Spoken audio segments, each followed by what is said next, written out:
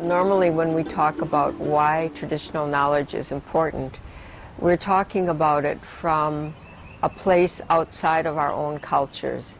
And we're talking specifically about why traditional knowledge ought to be or is important to the Western world or to the modern world. From this point of view, we could say that traditional knowledge is indeed important. It's important because, first of all, the global environmental climate change crisis that we're in, our traditional knowledge is the only wisdom tradition, the only knowledge system in the entire world that derives from the earth and promotes a kind of living that can be sustained over thousands and thousands of years, because it's a life in relationship, ourselves as human beings with our own bodies and with the earth and all of the life support systems of the earth. In our traditional knowledge system, we are engaged in a lively, active communication. And because of this communication, which holds that all life is sacred and all life is intelligent, we can access information from multiple levels of information sources. For example, when we do our indigenous traditional knowledge research, we don't narrow the parameters the way Western science does and break it into the smallest part. We go the opposite direction.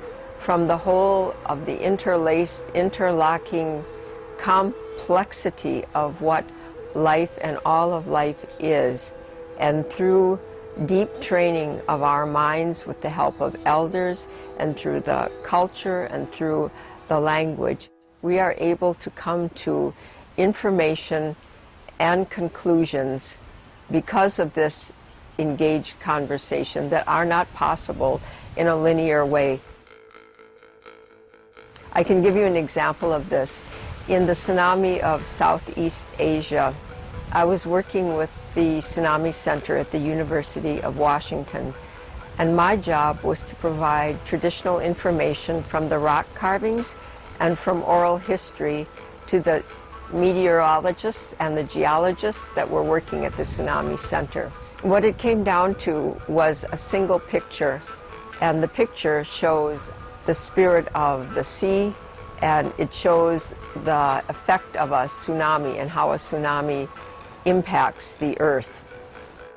I felt a little bit insecure because I'm not completely traditional. I've been westernized too. And I was dealing with scientists who are very sure of their science and very sure of their facts. So after the tsunami happened in Southeast Asia, I had asked the question, were there any whirlpools that happened as a result of the tsunami? And the geologist, my friend, said, no, absolutely not. There wasn't any phenomena like that, at least as far as she knew. But yet when I looked at the carving of the petroglyph and I saw these spirals, something told me that there ought to be. But I wondered why I was being so strong about it when the scientists were telling me I was wrong. 2 days later, my phone rang, and it was my scientist friend calling, and she said, Apela, open your emails right now and look at what I just sent. When I opened my emails, I almost started to cry, because as the email opened, it was a picture she had sent, and the picture was taken by a satellite going over Southeast Asia right after the tsunami had passed. And all around the islands were scores and scores of gigantic whirlpools. And the reason that I almost cried is that I had felt so insecure in saying, this is what my indigenous science or traditional knowledge tells me, in the face of the certitude of the scientists. And here it was right. And both the scientists and myself were really happy and excited about this. So what use is traditional knowledge to Western science? It comes down to 2 or 3 fairly straightforward things.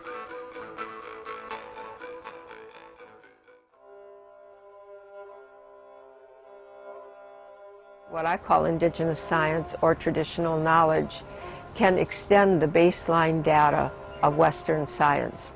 For example, in the case of tsunamis again, Western scientists have only been tracking tsunamis for maybe 150 years. But to understand the occurrence of tsunamis, you have to go back thousands of years. So typically Western science has to rely on geology and other earth sciences to look at the layers of earth and try to decipher from tree rings and so forth when tsunamis might have occurred and when they would be likely to occur again.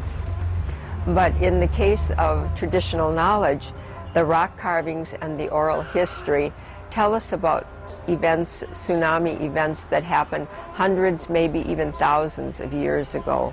And more than that, they show us where these tsunamis occurred, and they also provide a personal witness to the process.